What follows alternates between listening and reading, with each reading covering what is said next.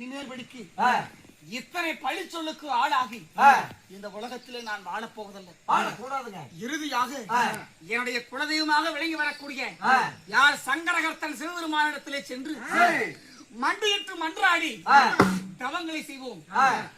அவர் மனமிறங்கி வந்து நமக்கு பிள்ளை வரம் கொடுத்தால் ஆச்சு. இல்லை என்றால் அவருக்காக வளர்த்திய அந்த அக்னி குண்டத்திலேயே நீயும் நானும் மாண்டு மடிந்து விடலாமடா மாதவா. உனக்கு புள்ள வா கொஞ்சத்துக்கு நீ சாப்பிடு. எனக்கு 2 புள்ள இருக்குது. உனக்குதான் பிறந்ததா? அது எனக்கு தெரியாது. ஆனா நான் தான் இனிஷியல். நீ வரவில்லையா? நான் வரல. நீங்க வர்றீங்களா? அவங்க 3 பொட்ட புள்ள வச்சிருக்கிறாருங்க. பொச்சுக்காங்க கூப்பிட்டுக்காங்க. அவனுக்கு தான் எனக்கு கல்யாணம் ஆகல. சாவ மாட்டியா? மாதம் பிடிச்சவங்க மாதவா சாமி காலதாமதங்கள் ஊழலை உருவாக்குங்க. ஆமா சாமி. அதனால ஒரு நல்ல விஷயத்துக்கு போறோம்னா வீட்டுல இருக்கிற பொண்டாட்டி சொல்லிட்டு தானே போகணும். ஆமா சாமி. உண்மைங்க.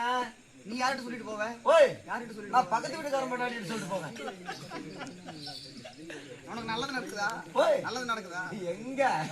எங்க நல்லது நடக்குது? வீட்டுல தான் சொல்லிட்டு வந்தேன்.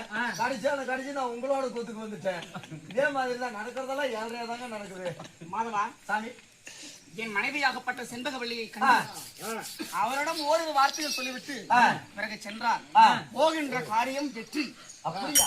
அப்படின்னா உங்க பொண்டாட்டி என் வீட்டுக்கு அனுப்புங்க. உங்க பொண்டாட்டி சொல்லிட்டு போனா போறதெல்லாம் வெற்றி நடக்கணும். அப்படி அல்ல, உடனடியாக சென்று என் மனைவி அழைத்து வா.